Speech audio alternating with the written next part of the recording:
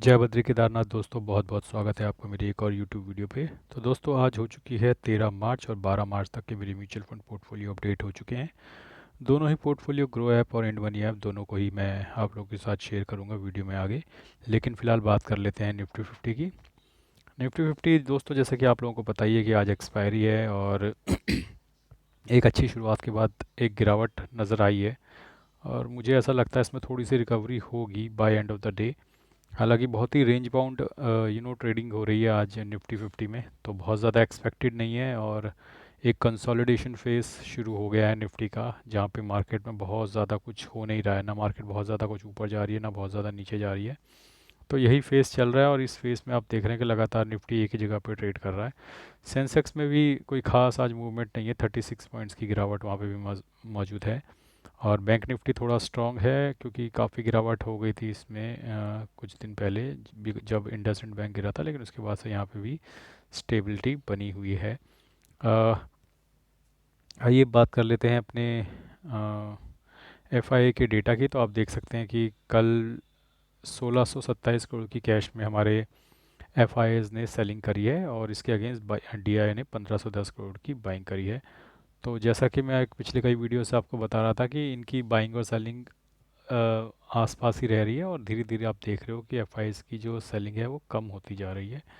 और मार्केट जो है वो रिटेलर्स के हाथ में है। रिटेलर्स जिस तरफ का दांव लगा देंगे, ज़्यादा रिटेलर्स, उस तरफ मार्केट चली जाएगी। तो क्योंकि बहुत ज़्यादा अंतर नहीं है इनकी बाइंग और सेलिंग में, तो बहुत ज़्यादा मार्केट भी अप डाउन नहीं कर रही है और रिटेलर्स भी बहुत ज़्यादा इंटरेस्टेड नहीं है मार्केट को वन वे ले जाने में। तो आप देख सकते हैं कि सेलिंग तो लगातार जारी है हमारे एफआईएस की, हालांकि सेलिंग की स्पीड अब कम होती जा रही है।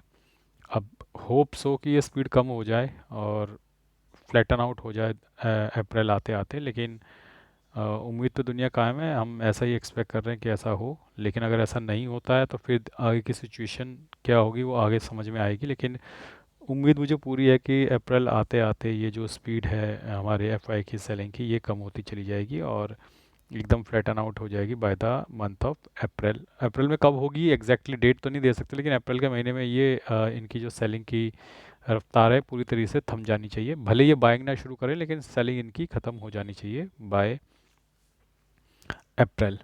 तो ये तो रही बात हमारे एफआई के डेटा की। आइए देख लेते हैं हमारे इंडिसेस आज किस तरीके से परफॉर्म कर रहे हैं। तो आप देख सकते हैं कि निफ्टी फिफ्टी जो है नेगेटिव 0.13% डाउन है और निफ्टी मिड कैप 50 जो है 0.23% डाउन है। और निफ्टी मिड कैप 100 जो है 0.20% डाउन है और निफ्टी मिड कैप 150 0.17% डाउन है। स्मॉल कैप 100 जो है 0.60% डाउन है। स्मॉल कैप 50 0.69% डाउन है। स्मॉल कैप 250 0.47% डाउन है। इस तरीके से आप देख सकते हो कि मिड कैप में थोड़ी गिरावट आज कम है, लेकिन इसके मुकाबले में स्मॉल कैप में गिरावट थोड़ी ज़्यादा नज़र आ रही है। लेकिन आज एक चीज़ देखने वाली है कि तीनों ही इंडेसेस, चाहे वो लार्ज कैप हो, मिड कैप हो या स्मॉल कैप हो, तीनों में ही लाल निशान देखने को मिल रहा है। लार्ज कैप और मिड कैप लगभग बराबर बराबर गिरे हुए हैं, जबकि स्मॉल कैप में थोड़ी सी गिरावट ज़्यादा है। आइए आ जाते हैं अब अपने फिनविशिया के शून्य प्लेटफॉर्म पे। तो होल्डिंग अगर मैं आपको दिखाऊं तो यहाँ पे आप देखो कि आज ये अपडेट नहीं हो रहा है। आज इसमें क्या समस्या हो गई है ये देखना पड़ेगा। चलिए अपडेट हो गया है। आइए देखिए, डाबर जो है, मैंने टुडे पे क्लिक कर दिया। देखिए ये शून्य प्लेटफॉर्म है, तो मैंने टुडे पे क्लिक किया। एक टोटल का ऑप्शन होता है, एक टुडे का ऑप्शन होता है। तो मैंने टुडे पे क्लिक कर दिया, तो डाबर का शेयर जो है मुझे आज 12.5 रुपये का नोशनल गेन दे रहा है। H D F C small cap का जो ई टी एफ है वो 5 रुपये का नुकसान दे रहा है। इरकॉन जो है 70 रुपये का नुकसान दे रहा है। C P S C E T F में 51 रुपये का नोशनल गेन हो रहा है। बैंक बीज में 28 रुपये का नोशनल गेन हो रहा है। मिड कैप 150 बीज में 2 रुपये का नुकसान हो रहा है। जीनस पावर में 25 रुपये का नुकसान हो रहा है। टाटा मोटर्स में 229 रुपये का नोशनल लॉस हो रहा है।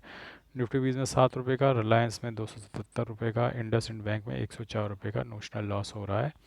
और ओवरऑल आप देख सकते हो दोस्तों, मेरा पोर्टफोलियो में कोई खास चेंज नहीं हुआ है कल के मुकाबले में, क्योंकि मार्केट मोटा मोटा वहीं का वहीं बना है। 13% का नुकसान है। 1,99,000 इन्वेस्टेड वैल्यू है और करंट वैल्यूशन इज़ 1,73,000। 26,000 का नोशनल लॉस चल रहा है।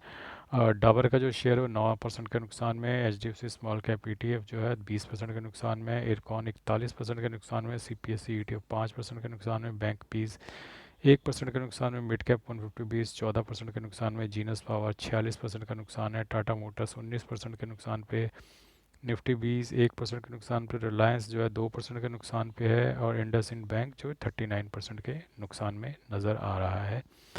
आइए अब चलते हैं अपने ग्रो ऐप के म्यूचुअल फंड पोर्टफोलियो में, देख लेते हैं क्या नफ़ा क्या नुकसान हुआ कल हमें। और पोर्टफोलियो मेरा अपडेट हो गया है और मैं इसको कर देता हूँ डे चेंज पे, और सॉर्टिंग करके मैं इसे कर देता हूँ डे चेंज। तो कल मुझे 4,354 रुपये का नोशनल लॉस हुआ है। मेरे टोटल रिटर्न -3,80,000 बने हुए हैं। इन्वेस्टेड वैल्यू 27,45,000, करंट वैल्यू 23,65,000 है। और मैंने सॉर्ट कर दिया है सारे म्यूचुअल फंड्स को, तो जिस म्यूचुअल फंड ने कल ज़्यादा रिटर्न दिया है वो आपको ऊपर नज़र आएंगे। तो आप नज़र मान सकते हैं, मैं धीरे धीरे करके दिखा रहा हूँ। 1 2 3 4 5 6 छः म्यूचुअल फंड ऐसे रहे हैं। ICICI Prudential Bharat, Parag Parikh, quant mid cap, quant large cap, quant infrastructure और कॉन्ट स्मॉल कैप, जिन्होंने कल मुझे पॉजिटिव रिटर्न दिए हैं। और बाकी इसके मुकाबले में काफ़ी सारे म्यूचुअल फंड ऐसे रहे हैं जिन्होंने नेगेटिव रिटर्न दिए हैं, और वो आप देख सकते हैं स्क्रीन पे। मैं धीरे धीरे करके आपको दिखा रहा हूँ, और इस तरीके से आप देख सकते हो कि कल ज़्यादा पिटाई जो है नीचे आपको स्मॉल कैप और मिड कैप में नज़र आ रही है। तो ये सब मिल मिला के कल जो है मुझे 4,354 रुपये का नुकसान हुआ है। तो कमेंट सेक्शन में कुछ कमेंट आ रहे थे जिसमें लोग बोलते भैया एक बार अपना पोर्टफोलियो एनालिसिस करके दिखा दो कि आप large cap mid cap small cap में कितना इन्वेस्टेड हो। देखो मैं दिखा सकता हूँ, लेकिन मैं इसकी कोई गारंटी नहीं लेता कि ये ठीक ही होगा। ठीक है, तो आई एम नॉट श्योर कि ये ठीक होगा। तो ग्रो ऐप के अंदर है, तो ग्रो ऐप ये बोलता है कि मेरा जो ग्रो ऐप में जितने भी म्यूचुअल फंड है उसमें मेरी इन्वेस्टमेंट 52.02% जो है लार्ज कैप में है, 35.44% जो है मिड कैप में है, और 12.54% स्मॉल कैप में है। ये रेशियो कुछ वैसा ही है जितना बड़े बड़े एनालिस्ट बोलते हैं कि आपको करीबन इसी रेशियो में इन्वेस्ट करना चाहिए। हालांकि लार्ज कैप में वो 60% तक बोलते हैं, और 20% तक 20-25% तक मिड कैप में बोलते हैं, और बाकी वो 10-15% स्मॉल कैप में बोलते हैं। तो काफ़ी हद तक उनके जो एक आइडल जो वो मानते हैं उसके करीब है। हालांकि मुझे इस पे डाउट है कि ये ऐसा हुआ कैसे, या तो मेरे स्मॉल कैप्स और मिड कैप ने लार्ज कैप में इन्वेस्ट कर दिया हैवीली, उसकी वजह से रेशियो बढ़ गया। अदरवाइज़ मुझे ऐसा नहीं लगता कि मैंने लार्ज कैप में इतना इन्वेस्ट किया हुआ है। लेकिन जब मैं चेक करता हूँ अपने म्यूचुअल फंड्स को तो मेरे को ये बात समझ में आती है। जैसे मैं तुमको एग्जांपल के लिए उदाहरण के लिए दिखा देता हूँ। देखो कल ये कॉन्ट के जो है, कॉन्ट का स्मॉल कैप का फंड में खोलता हूँ। ठीक है, अब कॉन्ट का स्मॉल कैप का फंड में खोलता हूँ, इसके अंदर मैं जाता हूँ और होल्डिंग्स पे क्लिक करता हूँ, तो लगभग 10.5% can't small cap mutual fund ने 10.5% जो उनका पोर्टफोलियो है, यानी कि लगभग 10.5%, यानी कि 1 लाख है तो उसमें से 10,500 रुपये रिलायंस इंडस्ट्रीज़ में डाल रखे हैं, जो एक सुपर लार्ज कैप है। उसके बाद जियो फाइनेंशियल है, ये भी स्मॉल कैप नहीं है, ये भी लार्ज कैप में शामिल होने वाला है। तो अब आप देखो, मैं ऊपर के दो ही अगर पकड़ लूँ तो लगभग 15% से ऊपर जो है मेरे कॉन्ट स्मॉल कैप के म्यूचुअल फंड ने लार्ज कैप में डाल दिया है। तो इस वजह से शायद मेरा वहाँ पे जो कैपिंग है वो 52% लार्ज कैप में नज़र आ रहा है। तो ऐसा हुआ होगा, बहुत सारे म्यूचुअल फंड जो ऐसे उन्होंने डाउन साइड कैपिंग के लिए लार्ज कैप में अपना पैसा पार्क किया है, ताकि क्योंकि फॉल बहुत ज़बरदस्त हो रहा था स्मॉल कैप में, तो कहीं ना कहीं फंड हाउसेस क्या करते हैं कि स्मॉल कैप से एग्जिट लेकर किसी लार्ज कैप में आपका पैसा पार्क कर देते हैं फॉर द टाइम बिंग, ताकि जब तक फॉल हो रहा है तो गिरेंगे तो लार्ज कैप भी, लेकिन लार्ज कैप गिरेगा 5%, स्मॉल कैप गिरेगा 10-12%, तो एक तरीके से देखा जाए तो 5-7% बचा लिया उन्होंने आपका। तो इस तरीके से मैंने आपको ये भी दिखा दिया कि किस किस कैटेगरी में मेरा कितना इन्वेस्टर है। अब आते हैं अपने इंड मनी ऐप के म्यूचुअल फंड पोर्टफोलियो पे।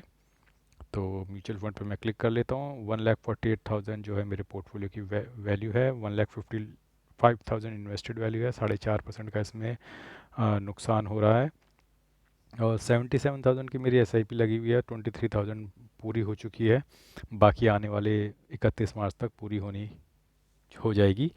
और ये मेरे म्यूचुअल फंड्स हैं, यहाँ पे आप देख सकते हैं। ऊपर जैसे पराग पारिक में एग्जांपल देता हूँ, 1 डे चेंज आपको ऊपर नज़र आएगा, 64 रुपये का मुनाफा हुआ है, और नीचे जो है ओवरऑल पोर्टफोलियो की वैल्यू आपको दिखेगी। तो invested value 18,500, current value 18,700, seven 170 rupees. तो इस तरीके से आपको दिखेगा। तो आप देख सकते हैं एक एक करके, मैं धीरे धीरे से ऊपर कर रहा हूँ। और यहाँ पे बेसिकली मेरे लार्ज कैप और मिड कैप, स्मॉल कैप और फ्लेक्सी कैप के ही फंड्स आपको नज़र आएंगे। एक दो फंड्स पुराने आपको नज़र आएंगे, उनको मैं ओवर द पीरियड टाइम निकाल दूंगा। और एक टाटा गोल्ड का आपको यहाँ पे म्यूचुअल फंड नज़र आएगा, जो मैंने थोड़ा स्टेबिलिटी लाने के लिए ख़रीदा है। वही एक पॉजिटिव में नज़र आ रहा है टाटा गोल्ड का जो म्यूचुअल फंड मैंने ख़रीदा हुआ है। तो ये देखिए, तो ये बहुत ज़्यादा मुनाफा नहीं है, लेकिन ये नुकसान में नहीं है एटलीस्ट। और अब हाल फिलहाल में मैंने इसमें इन्वेस्ट करना शुरू किया, थोड़ा थोड़ा पैसा डालना शुरू किया है। तो ये यही एक म्यूचुअल फंड है। हालांकि इसका नाम Tata gold ETF fund of fund आ रहा है, लेकिन ये है म्यूचुअल फंड, ये ईटीएफ नहीं है। तो हालांकि ये ट्रैक टाटा गोल्ड ईटीएफ को करता है, और इसका एक्सपेंस रेशियो भी काफ़ी कम है। तो इस वजह से मैंने Tata gold ETF fund of fund में इन्वेस्ट किया था।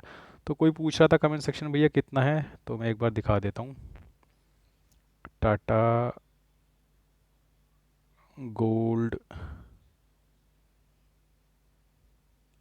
ये है मेरा, ठीक है। तो ये आप देख सकते हो कि मैंने इसमें इन्वेस्ट किया है, और होल्डिंग इसमें वही होगा, ये ईटीएफ को ट्रैक करता है। और जो इसका एक्सपेंस रेशियो काफ़ी कम था, 0.17%, ठीक है।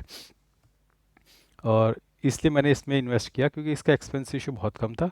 अब जनरली लोग जो है निपॉन का गोल्ड बीज है, गोल्ड बीज इसमें इन्वेस्ट करते हैं। ये सबसे पॉपुलर है। और इसका एक्सपेंस रेशियो एक्चुअली थोड़ा मुझे ज़्यादा लगा, तो मैंने इसमें इन्वेस्ट नहीं किया। देखिए 0.82%, यानी कि मेरे वाले म्यूचुअल फंड के मुकाबले में लगभग ये 5 गुना है। तो 5 गुना ज़्यादा चार्ज कर रहा है, जबकि इसके मुकाबले में जो टाटा का ईटीएफ है मेरे पास, वो कम चार्ज कर रहा है। तो टाटा गोल्ड ये देखिए, तो ये इसके मुकाबले में कम चार्ज कर रहा है। बाकी ओवरऑल रिटर्न इसका भी लगभग उतना ही है जितना वो देता है। और ये बहुत पुराना नहीं है, और इसकी भी फंड साइज़ थोड़ा इसका छोटा है, और क्योंकि ये नया फंड है। और बाकी इसमें ट्रांजैक्शन आजकल काफ़ी हो रही हैं, तो आपको ऐसा बाइंग सेलिंग में कोई ज़्यादा दिक्कत आएगी नहीं। और डेली बेसिस पे आप देखोगे कि जो जिसमें ट्रांजैक्शन कम होती है, उनकी लाइनें बड़ी टेढ़ी मेढ़ी सी, मतलब फ्लैट सी बनती हैं, सीधा नीचे सीधा ऊपर, सीधा नीचे सीधा ऊपर। तो वो वैसा होता है, तो उसमें जो है वॉल्यूम बहुत कम होता है। हालांकि मैं ये नहीं कहूँगा कि इसमें वॉल्यूम बहुत ज़्यादा है, लेकिन there is a trust of Tata as well there, so आपको इतना चिंता करने की बात नहीं है। और लिक्विड है, इजीली बिक भी जाता है, तो ऐसी कोई दिक्कत की बात है नहीं। तो इस तरीके से आप देख सकते हो कि यहाँ पे मैं Tata gold ETF fund of fund mutual fund में इन्वेस्ट करता हूँ। तो आइए आ जाते हैं अपने ईट मनी ऐप के म्यूचुअल फंड पोर्टफोलियो पे। तो उसमें मैं आपको अपनी डेली की एसआईपी भी दिखा दूँ, ताकि लोगों को ये बात तो समझ आती रहे कि जो ज्ञान मैं दे रहा हूँ वो वाकई में कर भी रहा हूँ। तो आज निपॉन इंडिया लार्ज कैप की मेरी डेली वाली एसआईपी जो है कट चुकी है। आईसीआईसी प्रूडेंशियल ब्लू चिप की डेली वाली एसआईपी कट चुकी है। Tata gold ETF fund of fund की म्यूचुअल फंड की भी आज एसआईपी कट चुकी है। निपॉन इंडिया स्मॉल कैप की भी एसआईपी कट चुकी है। Invesco India large and mid की एसआईपी कट चुकी है। जेएम फ्लेक्सी कैप की एसआईपी कट चुकी है। कोटेक स्मॉल कैप की एसआईपी कट चुकी है। निपॉन इंडिया ग्रोथ फंड की एसआईपी कट चुकी है। तो 1 2 3 4 5 6 7 8 8 एसआईपीज़ मेरी आज कट चुकी हैं। और जो मेरी बाकी एसआईपीज़ हैं कल के लिए, कल तो छुट्टी है, लेकिन ये एसआईपीज़ फिर अब मंडे को कटेंगी। तो कल भी काफ़ी सारी एसआईपीज़ मेरी कटने वाली हैं। और तो आप देख सकते हैं दोस्तों कि एसआईपीज़ मेरी लगातार जारी हैं, और मैंने अपनी एसआईपीज़ डबल कर ली हैं। ये हाल फिलहाल में मैं अपनी वीडियोज़ में बताता रहता हूँ। जनरली मैं 40,000 के आसपास की एसआईपी करता हूँ मंथली, लेकिन इस वक्त मैंने 80,000 के आसपास अपनी एसआईपीज़ बढ़ा दी हैं। और जैसे ही मेरे पास जो एक्स्ट्रा मनी है वो ख़त्म हो जाएगा, या मार्केट में रिकवरी होती है, मैं इन एसआईपीज़ को दोबारा नॉर्मल लेवल पर ले आऊँगा। तो दोस्तों ये तो था मेरी पोर्टफोलियो का व्यू, जो मैंने आपको दे दिया है। फ़िलहाल जो मार्केट है वो रेंज बाउंड है, और बहुत ज़्यादा एक्शन की अब उम्मीद नहीं है। हाल दो आज एक्सपायरी है, और 2:30 बजे के बाद कुछ एक्शन हो सकता है, लेकिन उस एक्शन में भी अगर कुछ होगा तो मेरे हिसाब से रिकवरी ही होगी, डाउनफॉल की चांस कम है। ऐसा मेरा प्रेडिक्शन है, क्योंकि मैंने थोड़ा डेटा वेटा देखा था और कुछ कमेंट्री वगैरह सुनी थी, तो उससे तो यही समझ में आ रहा था कि डाउन साइड अगर मार्केट होगी तो वहाँ से अप ही जा सकती है। तो आई थिंक अगर 2:30 बजे के बाद कुछ होता है, क्योंकि आज एक्सपायरी है, तो हम रूल आउट नहीं कर सकते हैं कि कुछ नहीं होगा। 2:30 बजे के बाद अगर कुछ होता है तो उसमें मार्केट के अप जाने के ही ज़्यादा चांस है। फ़िलहाल मार्केट के जो फ्लैट आउट होने का समय है, मुझे लगता है कि बॉटम आउट हो जाएगी completely by the month of April. April के बाद फिर आप दोबारा अपने पोर्टफोलियो को देख सकते हैं, नज़र बना सकते हैं, large cap, mid cap, small cap की क्या स्थिति रहती है उस वक्त, कितना परसेंट डाउन है, और उसके अकॉर्डिंगली हम इन्वेस्ट करेंगे। और बाकी आई थिंक मैंने आपको पूरा व्यू दे दिया है मार्केट का और अपने पोर्टफोलियो का भी, और किस तरीके से मैं इन्वेस्ट कर रहा हूँ। आई थिंक आगे हम मिलेंगे। अब होली का त्यौहार आ रहा है, तो I wish you all a very happy Holi.